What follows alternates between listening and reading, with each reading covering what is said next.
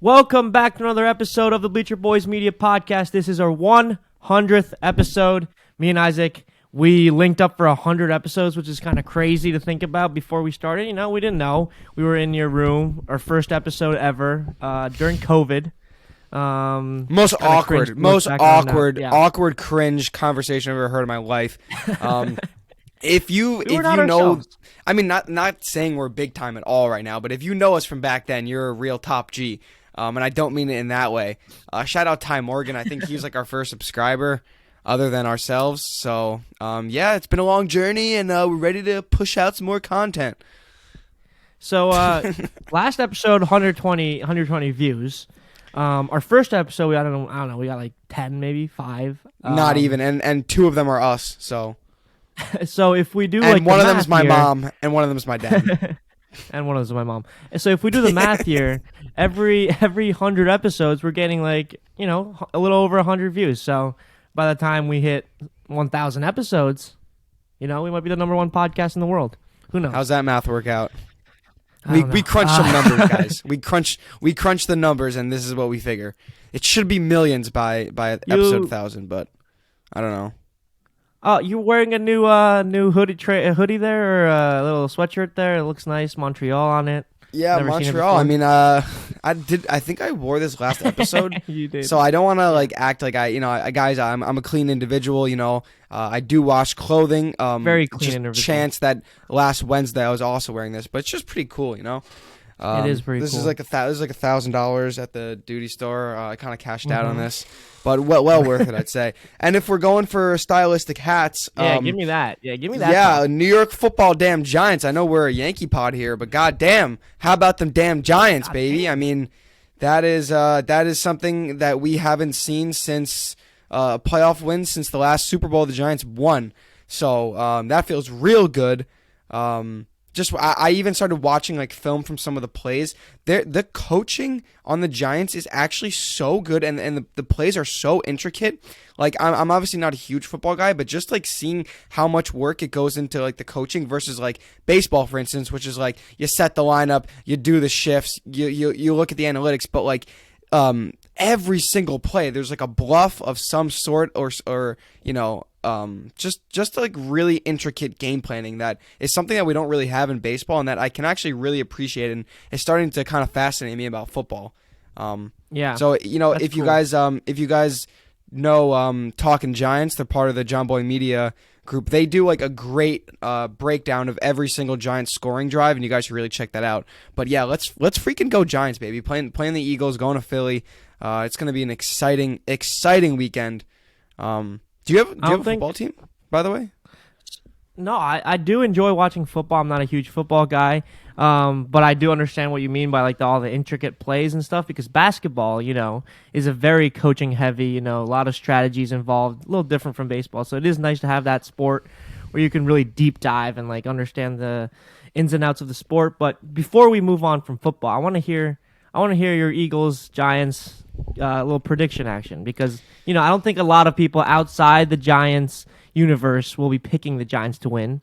Well, and that's how we like it throughout this entire year. Every single Sunday when the Giants are going up against a good opponent, every single analyst except for Michael Strahan picks the opposing team. I think all 5 Fox analysts took the Vikings. All ESPN analysts took the Vikings, and that's how we like it. That's how we like it, baby. Like we're the underdog team. So I actually like, you know, throughout our lives, me and Ken at least, Ken has always picked the opposite team to me just for the sake of, you know, infuriating me. Like when I was a Knicks fan, he decided that I want to be a Brooklyn fan. Turns out he's from Brooklyn, I guess. So that kind of makes sense. But like initially, it just felt like a personal attack because we just start to all get into basketball, and of course he has to do the opposing team. I wouldn't be surprised if Ken said that's true. But I wouldn't be surprised if Ken wanted to be like a Jets fan just to piss me off. No, I tried that before and it didn't work. I don't like the Jets. Yeah, dude, they're a tough watch.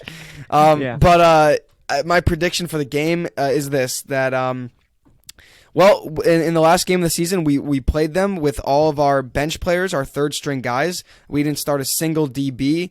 And we played them to a 1-score game, 1 touchdown, and they started Jalen Hurts coming off injury. They had all their starters out there. They had A.J. Brown. So, like, we played them to one one score game.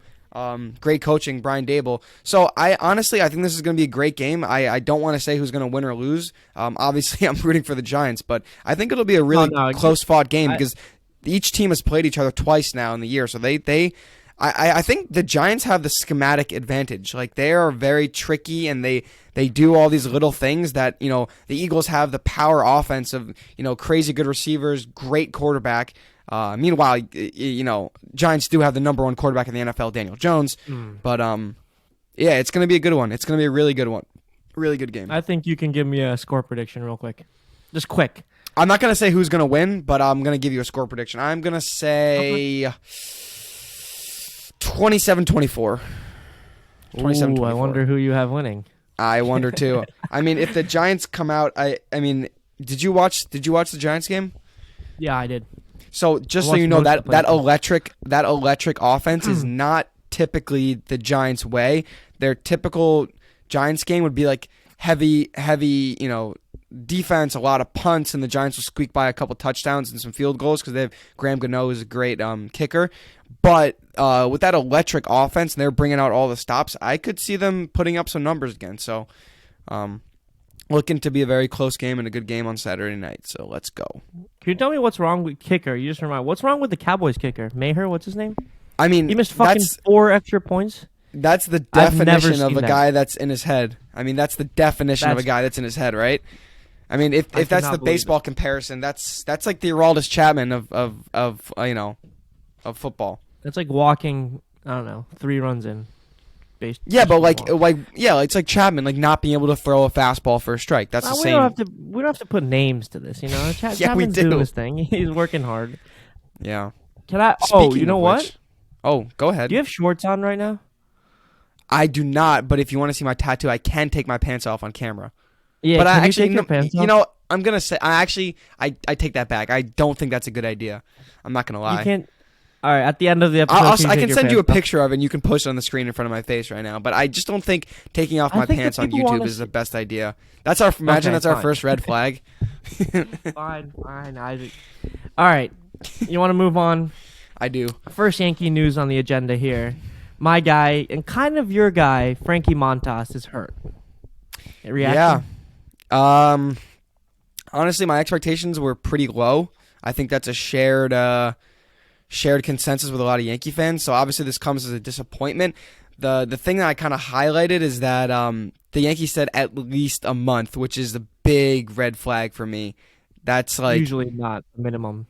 Yeah, like that's a minimum. But like the other question I had is, why are we discovering this now? Like, why are we not tackling this right at the season as the season ended? Why are we discovering when we're a month away from spring training that he's going to be out? Like, what have they been doing for the last 2 months? 3 months? Yeah. They always do this. But why? Why?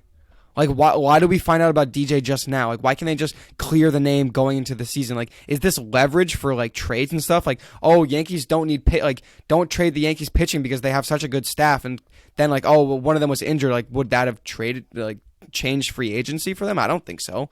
Like, is it leverage? Yeah. Like, what is it? Why do they do this? I think, I don't know. And the biggest problem the Yankees fans have right now is that Montas had this right shoulder inflammation thing going on when they traded for him. You know? Mm-hmm. So did they not know that he was already hurt, and did they have full confidence that he would be fine? He came back at the end of the year to throw a couple pitches in the Astros series, and then he's hurt again. Like, this might be something that's reoccurring, and I don't know if he's going to be a factor for us next year. Yeah, and the talk about Frankie Montas finding out about. Yeah, and like the consensus on Montas pre this injury was like he's going to be a great fifth starter. Like, he has the potential to be a 1 or 2 on many teams in the MLB. Like, and damn, we got this guy in our 5 spot. Like, his ceiling is so high right now. So as it's not like Garrett Cole or Rodon or Nestor going down or Sevy even, it's still bad because now you slot in Clark Schmidt or Domingo, or you got to go trade for a starter, which I don't think the Yankees are going to do at the deadline, right? I mean, they will probably go for a left fielder at the deadline if I have to, if I had to guess. So now you have to slot in a Domingo or a Clark Schmidt into that starting rotation, which honestly I don't hate that much, but obviously you take a healthy Frankie Montas over both those guys. So, but I don't think this affects the team that much. Like, if we're looking at it from an outside perspective, I'm not sitting there like, oh, our season's done now. Frankie Montas went down. But I think we're looking at like him coming back around All-Star break, whether that's beyond or before the All-Star break, like sometime around then. Because he's got to do his own spring training thing after. So yeah, I mean, it's definitely a big problem. I don't know. What are your thoughts on this? Yeah, I think. I mean, it's really not a problem to start the year. I just think you're kind of thinning out your depth in starting rotation, starting pitchers before the season even begins, which might be a problem. Like, they're going into the season with now 6 starters, if you count Clark Schmidt. I don't. He's gonna be a bullpen guy. They gotta stop messing with him, right? They mess with Domingo too. They throw him around too. But Domingo's more of a pure starter than Clark is. You have so much stock in Domingo. Are you other than the fact that he beats his wife, he's a really good pitcher. 2018. Really can I cite 2018? Dude's nasty. He's all right. All right. So he needs to work on his slapping game though. His slapping game is just low quality. I might take Clark Schmidt to start the year at the number 5 spot in the rotation over Domingo. But I don't know. For the first part of the season, we have no Mike King, so we might need Clarky back there. I think we should have Mike King. Is he going to be ready for spring training? He's throwing bullpens. I don't think so. Instagram, I think. Yeah, but that's like what? That's like 60% though. That's not anywhere near. Is he even going to make appearances in spring training? I haven't heard much about that. It should be close. I think it should be close because he had his surgery. I don't know when, but people were speculating he'd be back for next year. Now, did he get the wrap or the full Tommy John?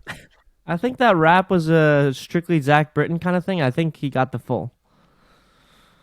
No, it's not. That surgery is for a bunch of guys who have already had Tommy John. It's not just Zach Britton.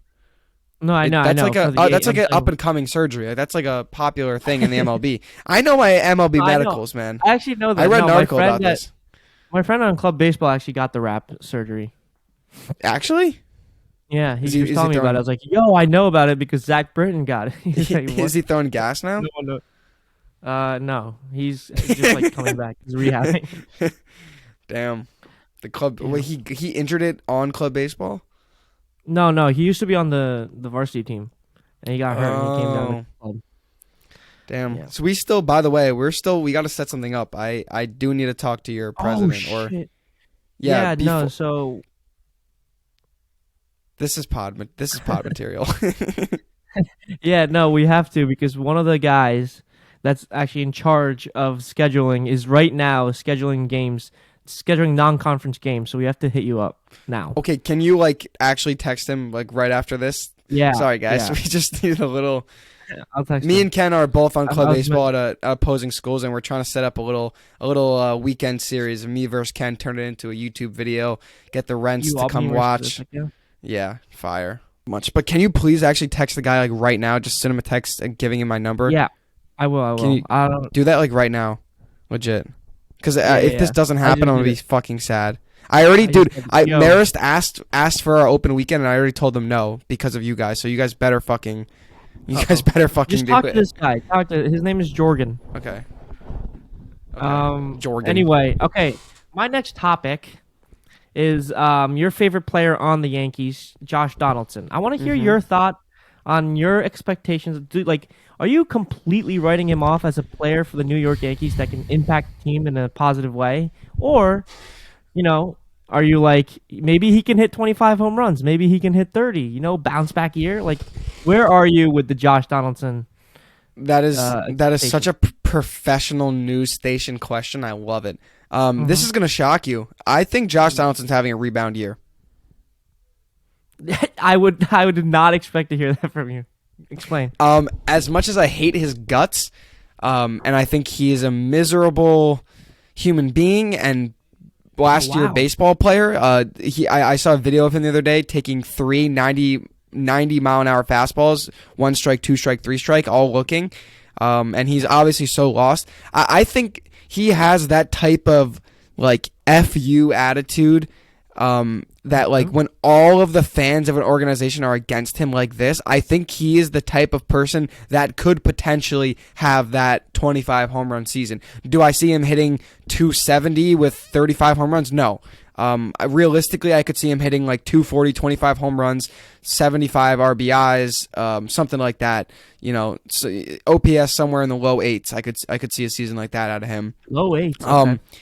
But you know, this is not exactly what I necessarily think is going to happen, but I would not put it past Josh Donaldson to write him off already, because he is that type of player that I think, you know, pressure is meant for tires, as Alek Manoah said.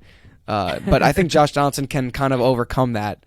Yeah. But if not, I honestly think that if we're seeing the same things we're seeing in the first 2.5, 3 months of the season, I'd say find a new third baseman or put IKF there, because at least IKF puts the ball in play, or obviously DJ too. But like we cannot just run out Josh Donaldson like, you know, every single day as a starter if he's producing in the same way he was last season. Like we physically cannot have that hole in our lineup, and I think his defense is only going to get worse with age. Right, you lose your athleticism, it's only going to go down from there. So that elite defense we saw last year, that people are overstating, by the way, how good his defense was.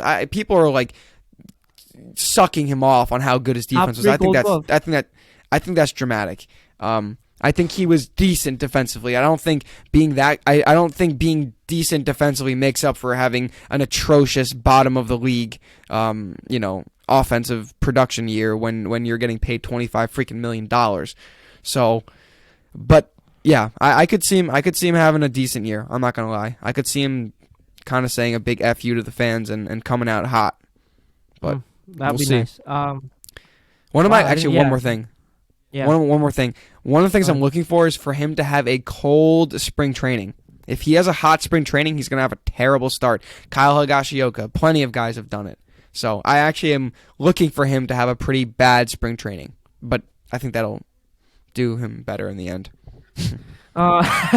As someone who runs Bleacher Boys with you, I'm a little worried that you have expectations for Josh Donaldson, because now if he does struggle, hit 200, and get hurt in May, that you're going to be hating on him again, all over again. Well, 100%. Yeah, he has to produce, if you go bro. into it with no expectations at all, then you'll be like, okay, here we go again. Like, as a fan, sorry, that's not how sports fandom works, especially not when you're a fan of the New York Yankees. When you're a fan of the New York Yankees, you expect. I don't give a shit. You expect that your $25 million third baseman's gonna do better than, you know, below league average, right? I mean, I don't think I should have to set my expectations low.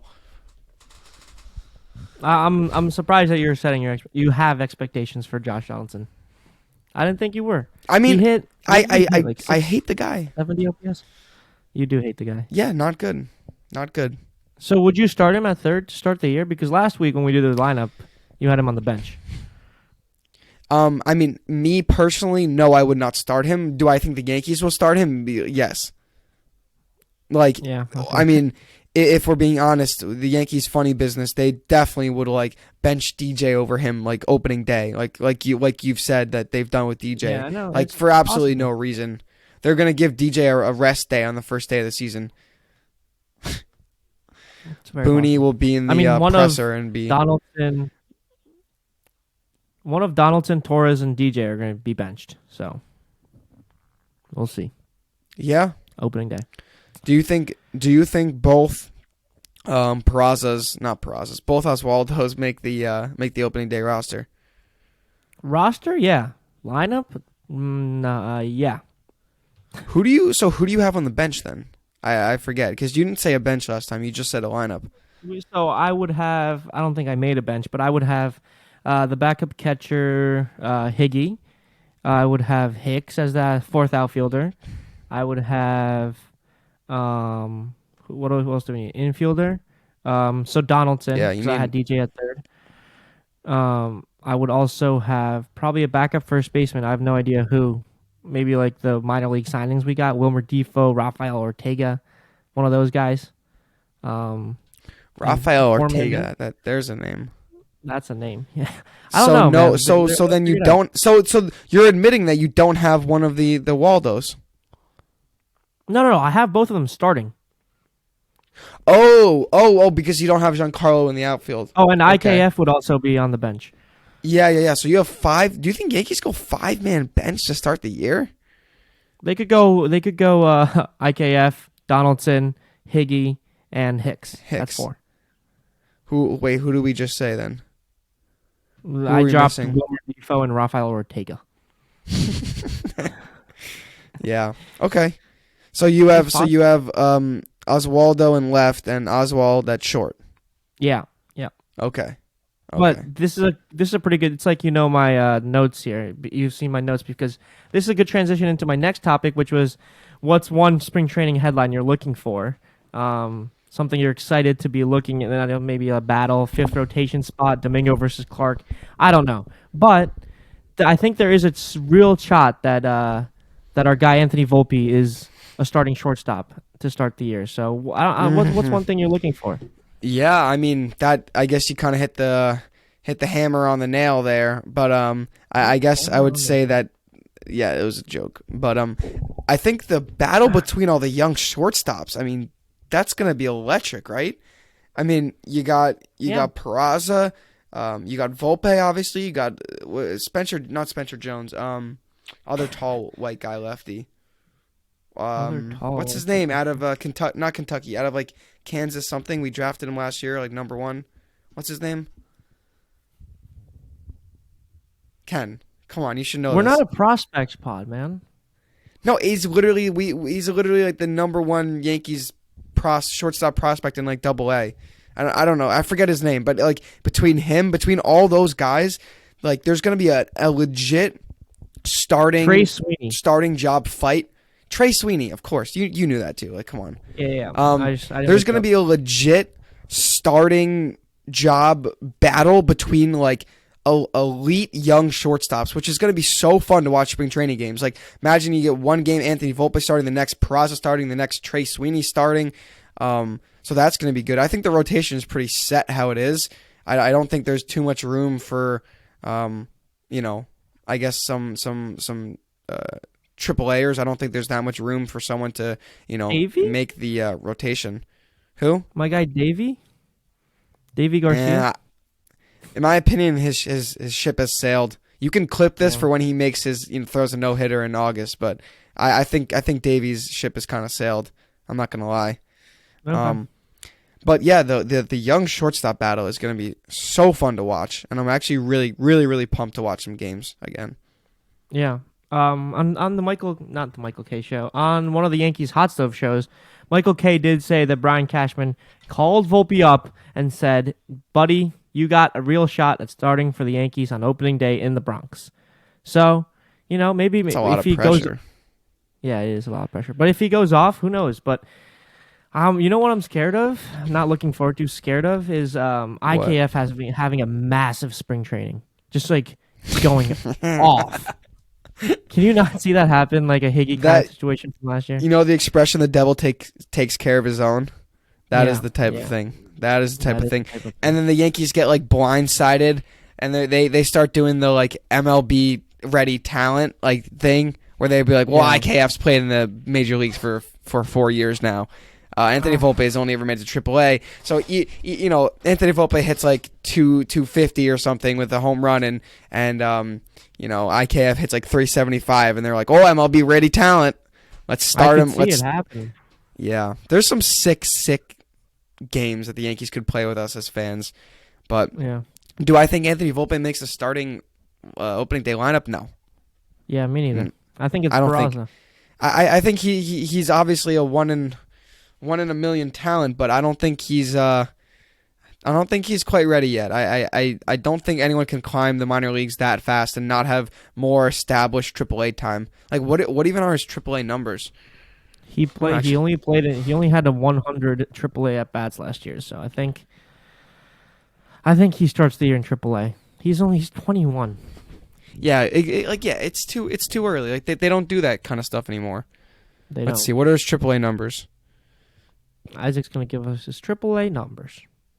Okay, his AAA numbers. Yeah, slugging 405, 4 doubles, brings it, 3 home runs. Let's see, what is his OPS? Okay, I mean 718. That ain't bad. How many games did he play in AAA? It seems like Scranton Wilkes-Barre he played 22. See, I don't 99 think plate that's appearances. enough Yeah, for I Major agree. League. 236 batting average. Yeah, that come on. If he's hitting 236 in AAA, he's not ready yet. Like, for being he plays honest, 2 months in AAA, he'll conquer and he'll come up. yeah, no, I could definitely see that too. But I mean, the Yankees are the Yankees are going to Yankee. I mean, they didn't do anything with Peraza, who was mashing the ball in AAA like 405 at one point, and they didn't call him up during his hot streak. And then they called him up to the MLB and didn't play him. So, like, do you have any and he faith hit that, like, at the major league level too? exactly? He hit So what? with an 800 OPS. Yeah. So what faith do we have that they're going to call up Volpe and play him? Like, I have very little in the Yankees right now. I have obviously faith in him, but don't know. Like I'm expecting Volpe to come up in June 12th. Anthony Volpe makes his major league debut. That'll be like a intro to a sick edit, like June 12th. Like we'll go back to like January, 18th, where Ken said it, and then it'll be the intro highlights. Yeah, you got to start collecting clips for the highlight reel. You know, I should. Yeah. Oh, the hype video? Are you talking about the hype video for number 1 Yankees prospect? Yeah, we should do that. I'm out of topics, so if you want to talk about something, or I am also out of topics, and unfortunately, guys, we are in the doldrums of the MLB offseason. There's no exciting news, nothing really to talk about until the rosters come out, until they get ready for spring training. Do you have a question of the day, though? I'm on that right now, so if you want to just... Yeah, I mean, I don't know, guys. I'm really just pumped for football right now. My New York Knicks are playing pretty good, too. I'm not going to lie. Jalen Brunson deserves to be an all-star, I think, first and foremost. And I think Julius Randle does, too. I think the Knicks actually have a really, really good core of young players. Like, if they add, like, one piece, if they add, like, one more offensive piece to this team, this is like, a team that could go deep into the playoffs. What kind of player are you looking for? So here's the thing. So you got your big scorer in Randall and Brunson. Obviously, you have your kind of third string guy RJ, who honestly can give you 30 on any night. I think they need a more of a shooter. They need like a Kevin Love in his prime type of guy, because like a lot of their guys are like driving heavy guys. So, like, I could see them getting, like, a big-time shooter, like, that we wished Evan Fournier. I was going to say, can I introduce Evan Fournier? He's not a bad shooter. Well, yeah, but he doesn't get minutes anymore because he doesn't knock him down, and he doesn't play good defense. Like, I mean, you got guys like Grimes. Big defensive guy you got for Tibbs. For Tibbs, yeah, you have to be defensive first guy. So, like, a defensive first, like, elite shooter would make this team, like, go deep into the playoffs. Like, I think Quickly is a great backup point guard.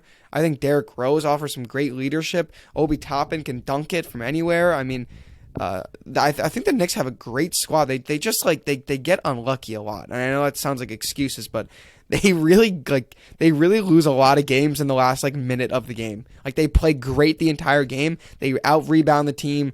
They play their heart out, and then they lose to like some superstar in the last like minute. Like, that's just like a constant with this Knicks team. But they're in the middle of the pack. So they're a playoff team right now. So who knows?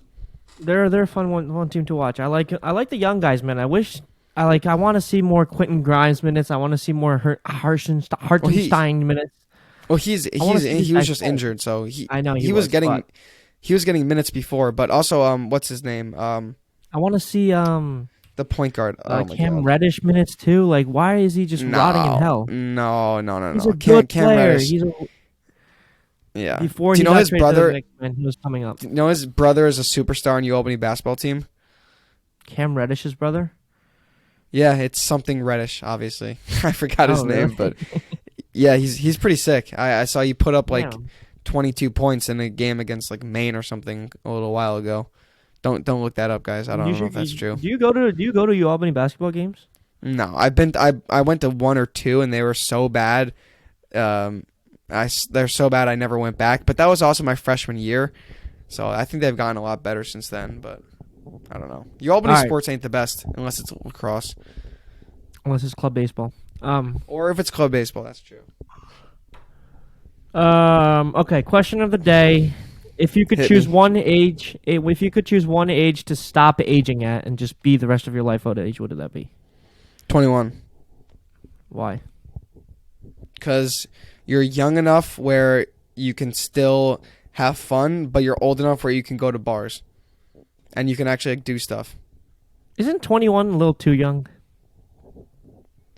I don't think so. The youngest one at the bar. I could grow a beard. I don't care.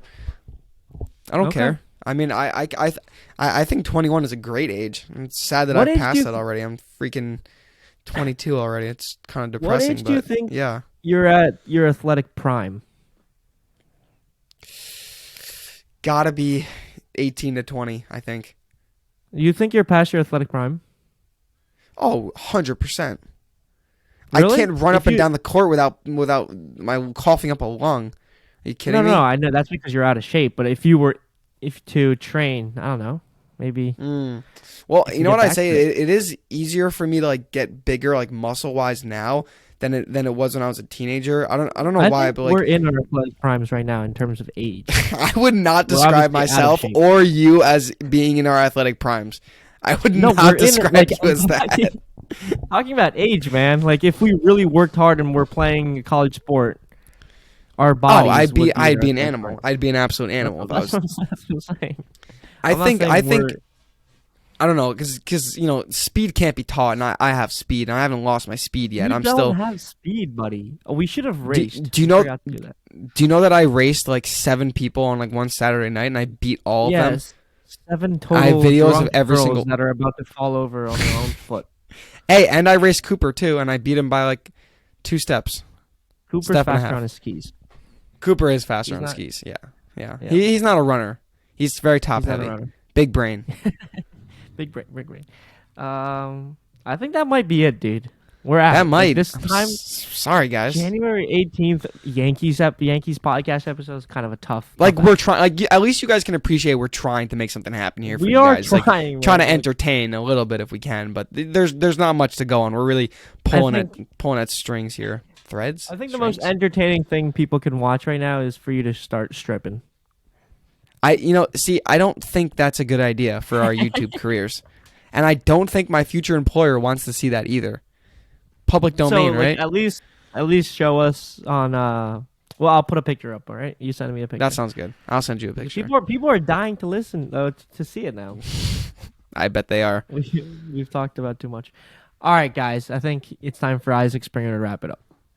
All right. Thank you guys for listening. Like I said, we'll have more content coming out soon. Obviously, when the MLB season gets closer to go, we'll do our AL predictions, probably MLB predictions.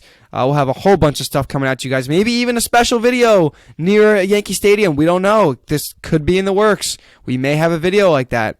So stay tuned, guys, and we thank you very much for listening. Please like, subscribe, all that fun business, and we are out. Episode 100. Yay!